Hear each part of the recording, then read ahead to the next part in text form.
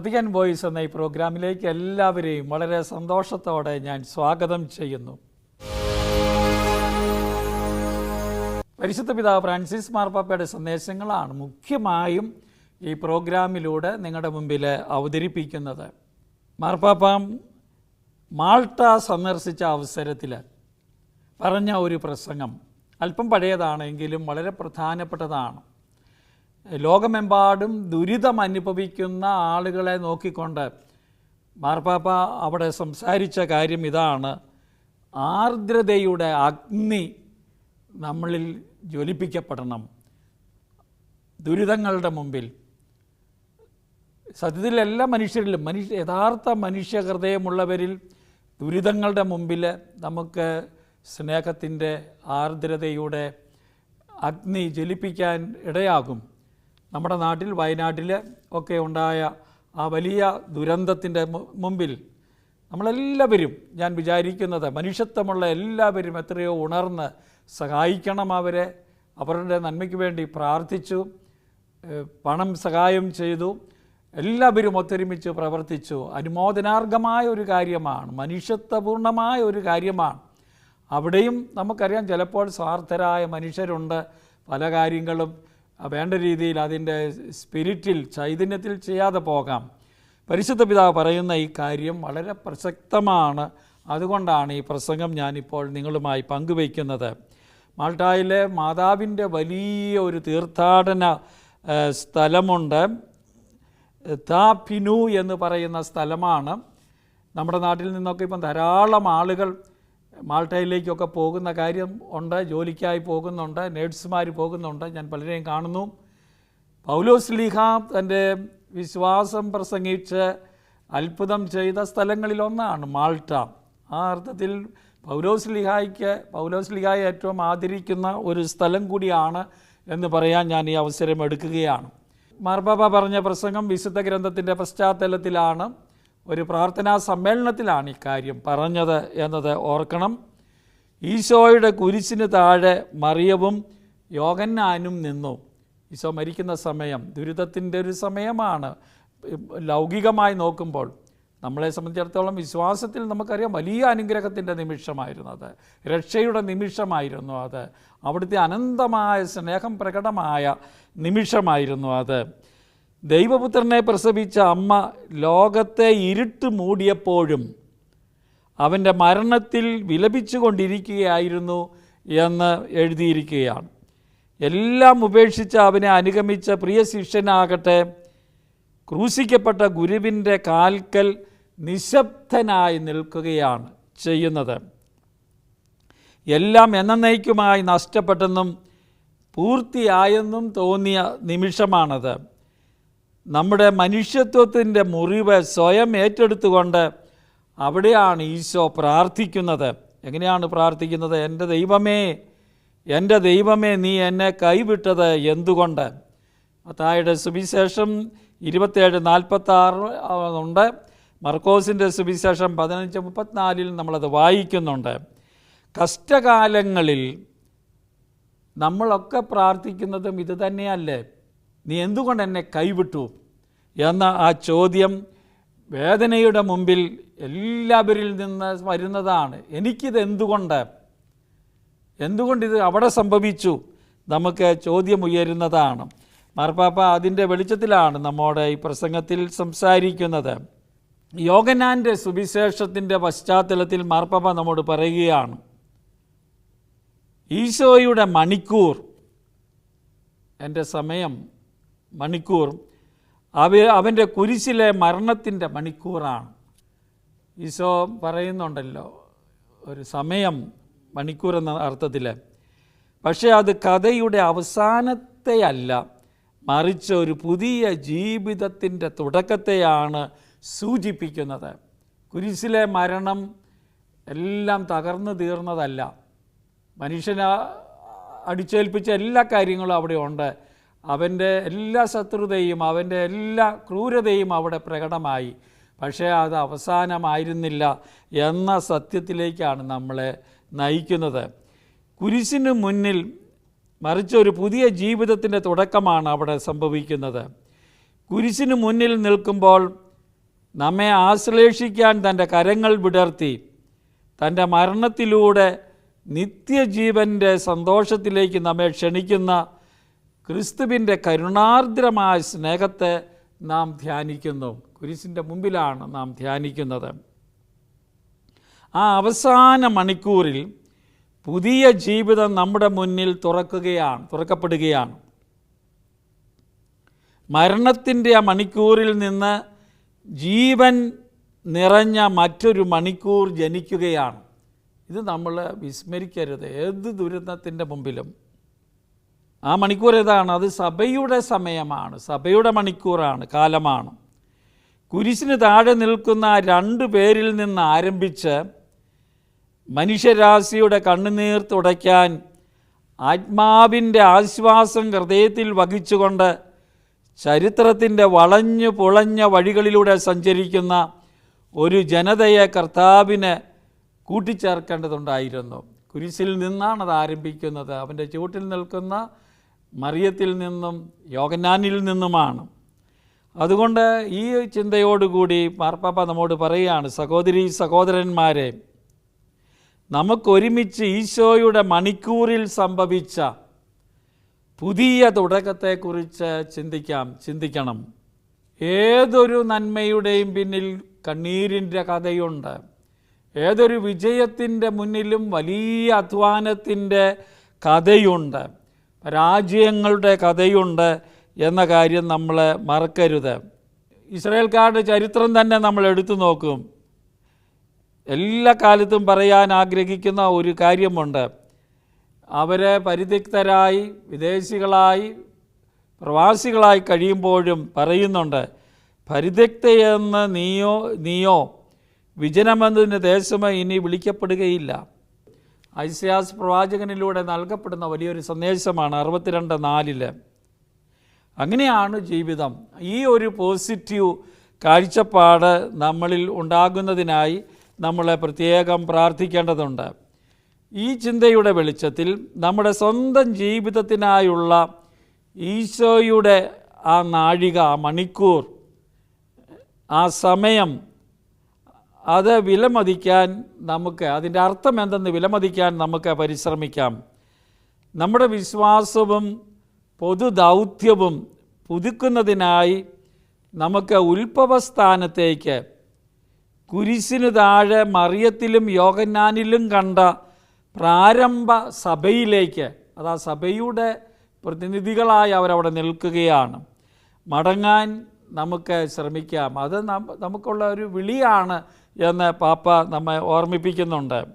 രക്ഷയുടെ ആ മണിക്കൂർ നമ്മോട് പറയുന്ന ഒരു കാര്യമുണ്ട്. ആ ഉത്ഭവസ്ഥാനങ്ങളിലേക്ക് മടങ്ങുക എന്നാണത്. അതിൻ്റെ അർത്ഥം എന്താണ്? തുടക്കത്തിലേക്ക് മടങ്ങുക എന്നതിൻ്റെ അർത്ഥം എന്താണ് എന്ന് നാം ചിന്തിക്കണം. അതിൻ്റെ അർത്ഥങ്ങളെപ്പറ്റിയാണ് മാർപ്പാപ്പ നമ്മോട് പറയുന്നത് പരിചിന്തനം ചെയ്യാൻ. ഒന്നാമതായി, നമ്മുടെ വിശ്വാസത്തിൻ്റെ അവശ്യ ഘടകങ്ങൾ വീണ്ടും കണ്ടെത്തുക എന്നാണ് ആരംഭത്തിലേക്ക് മടങ്ങുക എന്ന് പറഞ്ഞാൽ അർത്ഥം. നമ്മുടെ വിശ്വാസത്തിൻ്റെ അവശ്യ ഘടകങ്ങൾ വീണ്ടും കണ്ടെത്തുക, അതാണ്. ആദിമസഭയിലേക്ക് മടങ്ങുക എന്നതിനർത്ഥം തിരിഞ്ഞു നോക്കുകയും ആദ്യത്തെ ക്രൈസ്തവ സമൂഹത്തിൻ്റെ സഭാ മാതൃക ആവർത്തിക്കാൻ ശ്രമിക്കുകയും ചെയ്യുക എന്നല്ല. പിന്നീടുള്ള നൂറ്റാണ്ടുകളിൽ കർത്താവ് സഭയുടെ ജീവിതത്തിൽ മഹത്തായ കാര്യങ്ങൾ പറയുകയോ നിർവഹിക്കുകയോ ചെയ്തിട്ടുണ്ടെങ്കിൽ അതുകൂടി കണ്ടെത്തുക എന്നതിനർത്ഥമുണ്ട് എന്ന് മാർപ്പാപ്പ നമ്മോട് പറയുകയാണ്. നമുക്കാർക്കും ചരിത്രം മറികടക്കാൻ സാധിക്കില്ല. പിന്നീട് നടന്നതെല്ലാം ഒന്നും നടന്നില്ല എന്ന മട്ടിൽ നമുക്ക് മുന്നോട്ട് പോകാനും സാധിക്കുകയില്ല. നമുക്കറിയാം, സമൂഹത്തിൽ ബുദ്ധിമുട്ടുകളൊന്നും ഉണ്ടായിരുന്നില്ല എന്ന് കരുതിക്കൊണ്ട് അമിതമായി ആദർശവൽക്കരിക്കുന്നതിൽ അർത്ഥമില്ല. അത് പ്രാക്ടിക്കലല്ല, യാഥാർത്ഥ്യബോധമല്ല. നേരെ മറിച്ച് ശിഷ്യന്മാർ തമ്മിൽ തർക്കിക്കുകയും കലഹിക്കുകയും ചെയ്തുവെന്നും അവരെല്ലായ്പ്പോഴും കർത്താവിൻ്റെ പ്രബോധനങ്ങൾ മനസ്സിലാക്കിയിരുന്നില്ലെന്നും നാം വായിക്കുന്നു. സുവിശേഷത്തിൽ നമ്മളത് കാണുന്നുണ്ട്. പലപ്പോഴും നമ്മൾ ആരംഭത്തിലേക്ക് പോവുക എന്ന് പറയുമ്പോൾ എല്ലാം ഒരു ആദർശവൽക്കരിക്കപ്പെട്ട ഒരു ചിത്രം മനസ്സിൽ കാണും. അതാണ് എപ്പോഴും വേണ്ടത് എന്ന് ചിന്തിക്കും. അങ്ങനെ പോകില്ലല്ലോ. ചരിത്രം വളഞ്ഞ വഴികളിലൂടെയൊക്കെ എഴുതപ്പെടുന്നുണ്ട്. സംഭവിച്ചതെല്ലാം അവൻ്റെ ഒരു നന്മയിലേക്ക് അത് നമ്മളെ നയിക്കുന്നുണ്ട് എന്ന ആ ഒരു ബോധ്യം നമുക്കുണ്ടാകണം. ശിഷ്യന്മാർ വഴക്കുണ്ടാക്കിയിട്ടുണ്ട്. ആദിമസഭയിൽ അഭിപ്രായ വ്യത്യാസങ്ങളുണ്ട്. ജെറുസലേം സൂനകദോസ് കൗൺസിൽ കൂടിയത് തന്നെ അഭിപ്രായ വ്യത്യാസങ്ങൾ വന്നപ്പോഴാണ്. പക്ഷേ അത് പരിഹരിക്കപ്പെട്ടത് അവരുടെ കൂട്ടായ ചർച്ചയും സംവാദവും ഒന്നിച്ചുള്ള നടപ്പും വഴിയാണ് എന്ന് നമുക്കറിയാം. അങ്ങനെ നമുക്ക് ചരിത്രത്തെ മനസ്സിലാക്കാൻ, ആരംഭത്തിലേക്ക് തിരിച്ചു പോകാൻ ഒക്കെ നമ്മളെ പ്രേരിപ്പിക്കുന്നത് വിലയിരുത്തപ്പെടേണ്ടത്. അതുകൊണ്ട് മാർപ്പാപ്പ പറയുകയാണ്, ഉത്ഭവത്തിലേക്ക് മടങ്ങുക എന്നതിനർത്ഥം ആദ്യത്തെ ക്രൈസ്തവ സമൂഹത്തിൻ്റെ ആത്മാവ് വീണ്ടെടുക്കുക എന്നാണ്.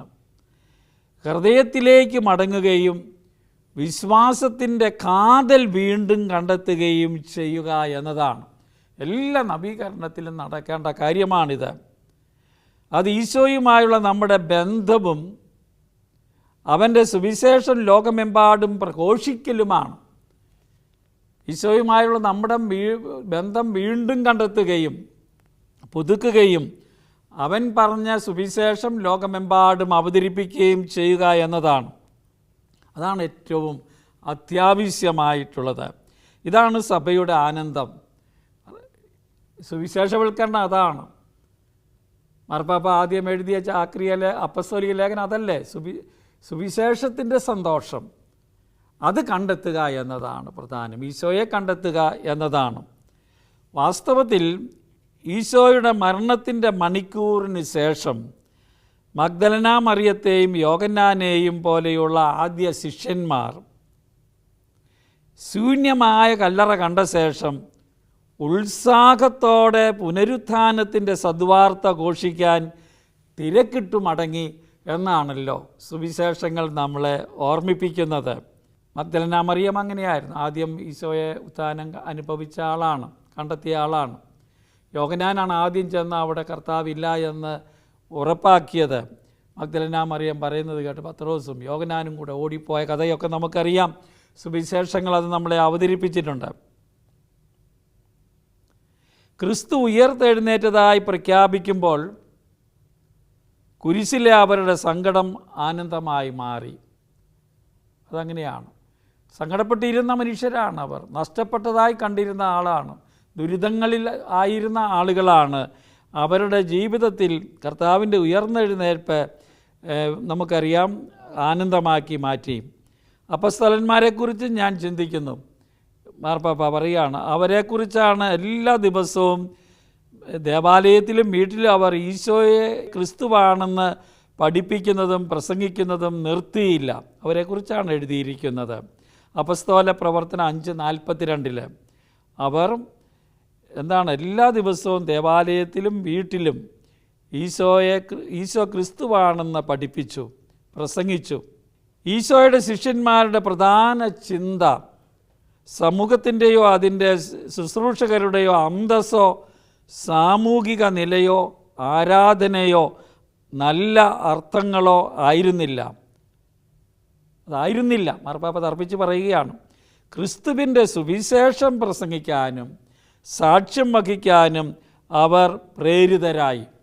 അതാണ് ഉത്ഥാനത്തിലൂടെ സംഭവിച്ചത്. കാരണം സഭയുടെ ആനന്ദം സുവിശേഷം പ്രഘോഷിക്കുക എന്നതാണ്. ദുരിതം അനുഭവിക്കുന്ന മനുഷ്യരോട് സുവിശേഷം പറയാൻ, കർത്താവ് നൽകുന്ന ഉത്ഥാനത്തിൻ്റെ സന്ദേശം അറിയിക്കാൻ, ഭാവാത്മകമായ അവിടുത്തെ വചനങ്ങളുടെ വസ്തുനിഷ്ഠമായ അവിടുത്തെ വചനങ്ങളുടെ അർത്ഥം ഉത്ബോധിപ്പിക്കാൻ ഉള്ള ചുമതലയാണ് അത് നമ്മോട് പറയുന്നത്. മാർപ്പാപ്പ വീണ്ടും തുടർന്നു, സഭയ്ക്ക് ആത്മീയവും അജപാലനപരവുമായ മഹത്തായ നിധികൾ ശേഖരിക്കാൻ കഴിയുന്നത്ര സമ്പന്നമായ ഒരു ചരിത്രത്തിൻ്റെ പെരുമയുണ്ട് എന്ന് നമ്മളെ ഓർമ്മിപ്പിക്കുകയാണ്. അജപാലനപരമായ വലിയ നിധികൾ നമുക്ക് ഉണ്ട് എന്നത് നമ്മൾ വിസ്മരിക്കരുത്. എപ്പോഴും കുറ്റം പറഞ്ഞുകൊണ്ടിരിക്കുന്ന ഒരു പ്രവണതയുണ്ട്, എല്ലാം വിമർശിച്ചു കൊണ്ടിരിക്കുന്ന പ്രവണതയുണ്ട്. വിമർശനം പ്രവചനാത്മകമാകണം, നന്മയിലേക്ക് നയിക്കാൻ വേണ്ടിയാകണം. എന്നിരുന്നാലും സഭയുടെ ജീവിതം നമുക്കിതെപ്പോഴും മനസ്സിൽ വയ്ക്കാം, ഒരിക്കലും കേവലം ഓർമ്മിക്കാനുള്ള ഒരു ഭൂതകാലം മാത്രമല്ല, ഒരു പഴയ കഥ പാരമ്പര്യം ഇങ്ങനെ പറഞ്ഞുകൊണ്ടിരിക്കാൻ മാത്രമല്ല, എല്ലായ്പ്പോഴും ദൈവത്തിൻ്റെ പദ്ധതികൾക്ക് വിധേയമായി കെട്ടിപ്പടുക്കാനുള്ള മഹത്തായ ഭാവിയാണ് സഭയുടെ ജീവിതമെന്ന് നമ്മൾ മറക്കരുത്. എന്നും കെട്ടിപ്പടുക്കുകയാണ് പോയിക്കൊണ്ട്, അത് നമുക്ക് ഓർക്കണം. സ്വീകരിച്ച പാരമ്പര്യങ്ങൾ, ഗംഭീരമായ ആഘോഷങ്ങൾ, പ്രശസ്തമായ തിരുനാളുകൾ, ശക്തവും വൈകാരികവുമായ നിമിഷങ്ങൾ എന്നിവ കൊണ്ട് നിർമ്മിച്ച ഒരു വിശ്വാസം മാത്രം പോരാ, അത് മതിയാകില്ല. ക്രിസ്തുവുമായുള്ള വ്യക്തിപരമായ കണ്ടുമുട്ടലിലും അവൻ്റെ വചനം അനുദിനം കേൾക്കുന്നതിലും സഭാജീവിതത്തിലുള്ള സജീവമായ പങ്കാളിത്തത്തിലും ആധികാരികമായ ജനകീയ ഭക്തിയിലും കെട്ടിപ്പടുകയും നിരന്തരം പുതുക്കപ്പെടുകയും ചെയ്യുന്ന ഒരു വിശ്വാസമാണ് നമുക്ക് ഏറ്റവും ആവശ്യമായിട്ടുള്ളത്. മാർപ്പാപ്പ ഇത് പല പ്രാവശ്യം പറഞ്ഞിട്ടുള്ളതാണ്, അത് നമുക്ക് വിലയിരുത്തേണ്ടതാണ്. ഞാൻ ഒരിക്കൽ കൂടി പറയാം, നമ്മൾ വലിയ ആഘോഷങ്ങൾ, വലിയ തിരുനാളുകൾ, വലിയ ശക്തവും വൈകാരികവുമായ കെട്ടിപ്പൊക്കി പറയുന്ന നിമിഷങ്ങൾ, അതുകൊണ്ട് നിർമ്മിച്ച ഒരു അതൊക്കെ നമുക്ക് കുറേയൊക്കെ ആവശ്യമായിരിക്കാം. അതിൽ മാത്രം ചുരുങ്ങിപ്പോകുന്ന ഒരു വിശ്വാസം പോരാ. നേരെ മറിച്ച് എങ്ങനെയുള്ളതാണ് നമുക്ക് വേണ്ടത്? ക്രിസ്തുവുമായുള്ള, ഈശോയുമായുള്ള വ്യക്തിപരമായ കണ്ടുമുട്ടൽ നിരന്തരം നടക്കേണ്ട കാര്യമാണ്. അവൻ്റെ വചനം അനുദിനം കേൾക്കുകയാണ്. സഭാജീവിതത്തിലുള്ള സജീവമായ പങ്കാളിത്തമാണ്. ആധികാരികമായ ജനകീയ ഭക്തി, നമുക്കറിയാം ഭക്തിയുണ്ട്. ആ ഭക്തി ആധികാരികമാകണം, ശരിയായതാകണം, വസ്തുനിഷ്ഠമായതാകണം എന്നതാണ് പ്രധാനം. അതിൽ നമ്മൾ കെട്ടിപ്പടുക്കണം, നിരന്തരം പുതുക്കപ്പെടണം.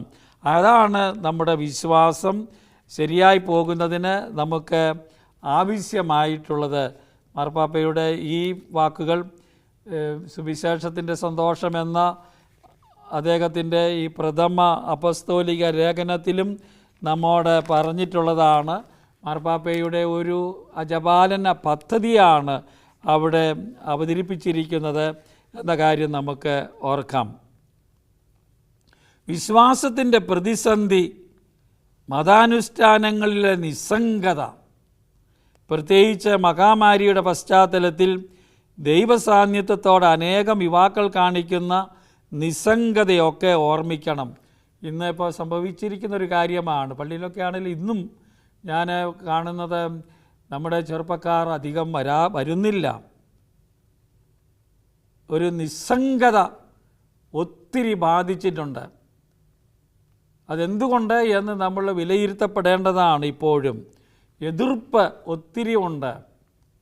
നമുക്കത് ഇല്ല എന്ന് പറഞ്ഞ് രക്ഷപ്പെടാനാവില്ല എന്ന ഒരു ബോധ്യമാണ് എനിക്കുള്ളത്. മാർപ്പാപ്പ അതുതന്നെയാണ് നമ്മോട് പറയുന്നത്. കാര്യങ്ങളെല്ലാം പരിഗണിക്കുമ്പോൾ ഒരു തരത്തിലുള്ള മത ആത്മീയത ഇപ്പോഴും നിലനിൽക്കുന്നുണ്ടെന്ന് ചിന്തിച്ച് പഞ്ചസാരയിൽ പൊതിഞ്ഞു വയ്ക്കേണ്ട വിഷയങ്ങളല്ല ഇവയൊക്കെ എന്ന് പറയുകയാണ്. എല്ലാം സുഖിപ്പിച്ച് വർത്തമാനം പറഞ്ഞ് എല്ലാം ഓക്കെയാണ്, എല്ലാം ശരിയായ പോണത് എന്ന് പറഞ്ഞിട്ട് കാര്യമില്ല എന്ന് മാർപ്പാപ്പ നമ്മളെ ഓർമ്മിപ്പിക്കുകയാണ്. ചിലപ്പോഴൊക്കെ ഘടനകൾ മതപരമായിരിക്കാം, പൊതുവെ ഒരു മുഖച്ഛായ അതിൻ്റേതുണ്ടാകാം. എന്നാൽ ഭാഗ്യരൂപത്തിന് താഴെ വിശ്വാസം മങ്ങിക്കൊണ്ടിരിക്കുകയാണ് എന്ന കാര്യം മറക്കരുത് എന്ന് മാർപ്പാപ്പ ലോകം മുഴുവനോടും പറയുകയാണ്. പ്രത്യേകിച്ച് ദുരിതങ്ങളുടെ നിമിഷത്തിലാണ് മാർപ്പാപ്പ ഇത് പറയുന്നത്. മതപാരമ്പര്യങ്ങളുടെ ഗംഭീരമായ ഒരു ശേഖരം നിരന്തരമുള്ള സുവിശേഷവൽക്കരണത്തിനായുള്ള തീക്ഷ്ണതയാൽ അടയാളപ്പെടുത്തുന്ന ഊർജ്ജസ്വലമായ വിശ്വാസമായി പൊരുത്തപ്പെടുന്നില്ല എന്ന് മാർപ്പാപ്പ പറയുകയാണ്. ഗംഭീരമായ ഒരു ശേഖരം പാരമ്പര്യങ്ങൾ പറഞ്ഞിരിക്കുമ്പോഴും നിരന്തരമുള്ള സുവിശേഷവൽക്കരണത്തിനായുള്ള തീക്ഷ്ണതയാൽ അടയാളപ്പെടുത്തുന്ന ഊർജ്ജസ്വലമായൊരു വിശ്വാസമാണ് ഇന്ന് നമുക്ക് വേണ്ടത്. മതപരമായ ആചാരങ്ങൾ ഭൂതകാലത്തിൽ നിന്നുള്ള അവശിഷ്ടങ്ങളായി ചുരുങ്ങിയിട്ടില്ലെന്നും മറിച്ച് സുവിശേഷത്തിൻ്റെ ആനന്ദം പകരുന്ന സജീവവും വിശാലവുമായ വിശ്വാസത്തിൻ്റെ പ്രകടനമായി നിലനിൽക്കുന്നുണ്ടെന്നും നാം ഉറപ്പാക്കുകയാണ് ഏറ്റവും അത്യാവശ്യമായിട്ടുള്ളത്. കാരണം സഭയുടെ ആനന്ദം സുവിശേഷവൽക്കരിക്കുക എന്നതാണ്. സുവിശേഷങ്ങൾക്കനുസരിച്ചുള്ള ജീവിതം ഉണ്ടാകുമ്പോഴാണ് യഥാർത്ഥ സന്തോഷം ഉണ്ടാകുന്നത്.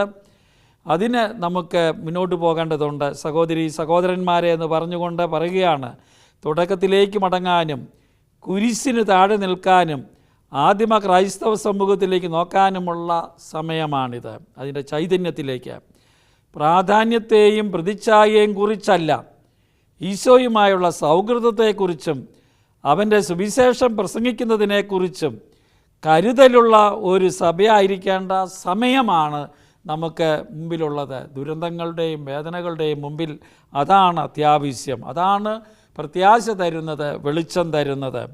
ചില മതാനുഷ്ഠാനങ്ങളിലല്ല, സാക്ഷ്യം വഹിക്കുന്നവരെ കേന്ദ്രീകരിച്ചുള്ള ഒരു സഭയായിരിക്കുക, അതാണ് പ്രധാനം. ഒരടഞ്ഞ വലയാകുകയല്ല, സുവിശേഷത്തിൻ്റെ ജ്വലിക്കുന്ന വിളക്കായി എല്ലാവരും കാണാൻ പുറപ്പെടാൻ ശ്രമിക്കുന്ന ഒരു സഭയായി തീരുകയാണ് നമുക്ക് വേണ്ടത്. ജീവിതത്തെ മാറ്റിമറിക്കുന്ന സുവിശേഷവൽക്കരണത്തിൻ്റെയും പ്രഘോഷണത്തിൻ്റെയും പുതിയ പാതകൾ കണ്ടെത്താനുള്ള സജീവമായ ശ്രമമാണ് നമുക്ക് ഉണ്ടാകേണ്ടത്. ആദിമ ചൈതന്യത്തിലേക്ക് തിരിയാനാണ്. അങ്ങനെയാണ് നമുക്കറിയാം, ദുരന്തത്തിൻ്റെ മുമ്പിലും പ്രയാസങ്ങളുടെ മുമ്പിലും ബുദ്ധികളുടെ മുമ്പിലും പ്രതിസന്ധികളുടെ മുമ്പിലും നമുക്ക് മുന്നോട്ട് പോകാൻ ഇടയാകുന്നത്. അതിലേക്ക് പോകാൻ നമുക്ക് സാധിക്കട്ടെ. അങ്ങനെ ജീവിതത്തെ അർത്ഥപൂർണ്ണമാക്കാനും നമുക്ക് സാധിക്കട്ടെ. മാർപ്പാപ്പയുടെ മറ്റൊരു സന്ദേശവുമായി വീണ്ടും നമുക്ക് കണ്ടെത്താൻ ദൈവം ഇടയാക്കട്ടെ.